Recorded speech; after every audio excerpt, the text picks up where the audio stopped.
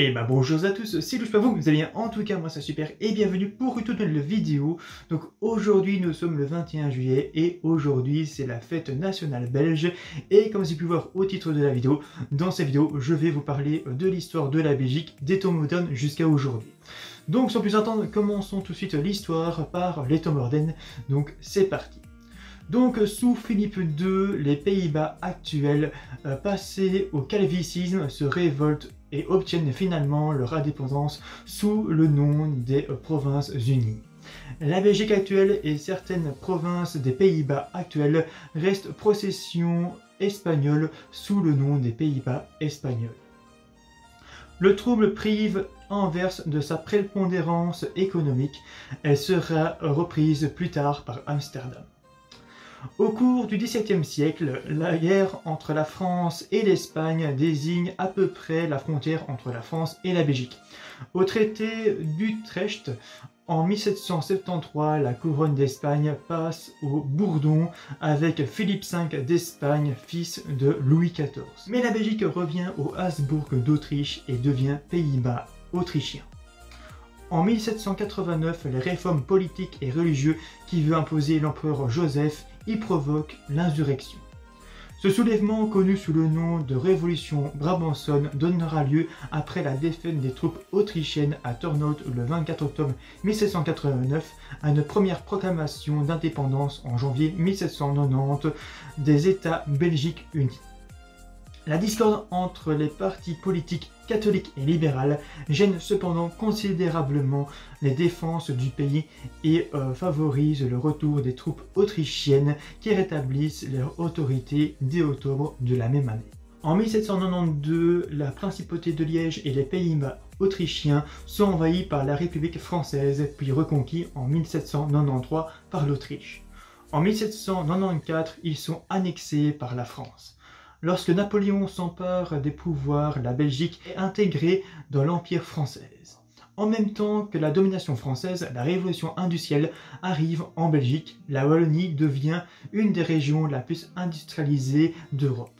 La Flandre, elle, reste peu industrialisée et l'usage du néerlandais y sera sévèrement exprimé par l'Empire. La domination française prendra fin en 1815 par la défaite de Waterloo. Au Congrès de Vienne, en 1815, la Belgique est réunie à la Hollande pour former un royaume des Pays-Bas, à la tête duquel se trouve Guillaume d'Orange, plus connu sous le nom de Guillaume Ier. Après 1830, un État en formation. Le 23 septembre 1830, la révolution éclate à Bruxelles contre le pouvoir hollandais qui est accusé d'ingérence dans les affaires religieuses.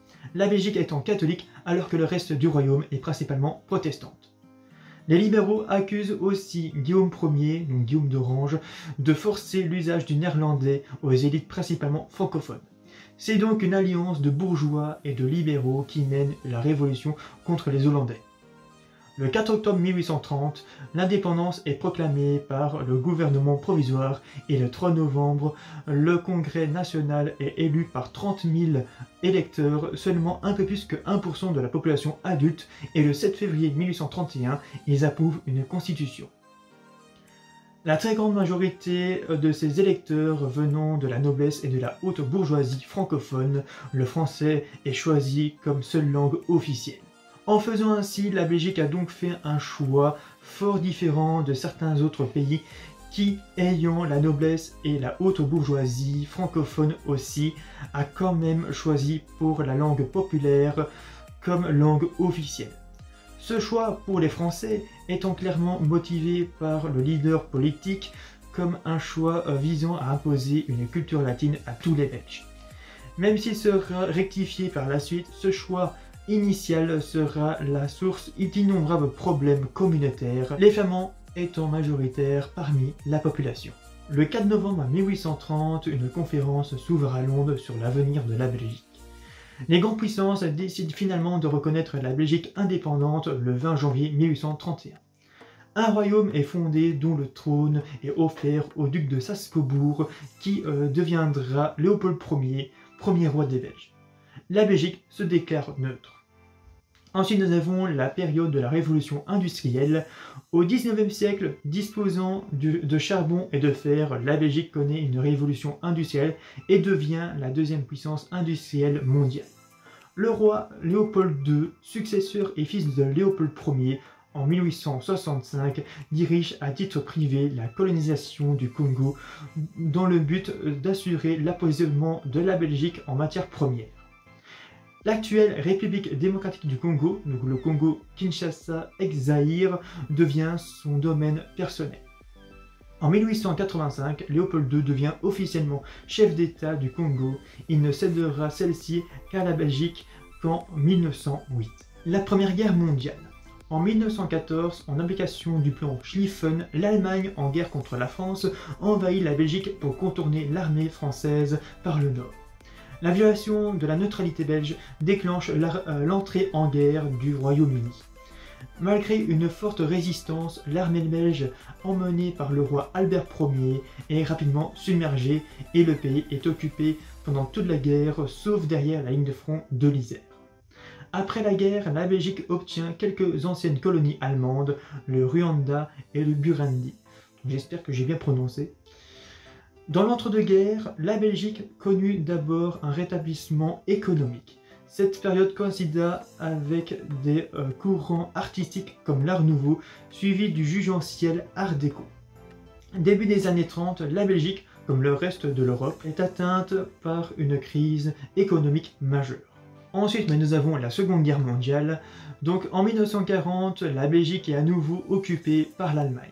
Après avoir mené une bataille désespérée après la capture des forts par les parachutistes durant 18 jours, le roi Léopold III décide la capitulation contre l'avis du gouvernement qui se réfugie en France, avant de se rendre partiellement à son tour, mais avec quelques ministres qui se réfugient à Londres.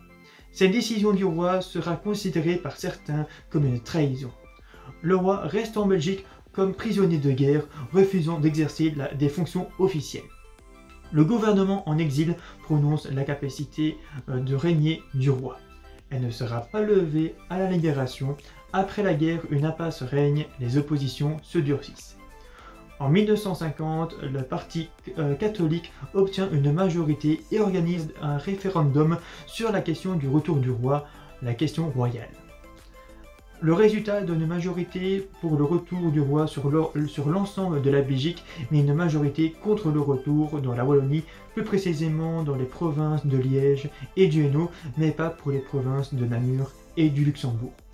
Et de façon nettement moins prononcée dans les zones industrielles en Flandre, où toutes les provinces ont une majorité pour le retour du roi. La décision de Léopold III de rentrer malgré tout provoque de graves troubles insurrectionnels en Wallonie, avec des dizaines d'attentats à la dynamite et la menace de noyer les mines et les hauts fourneaux.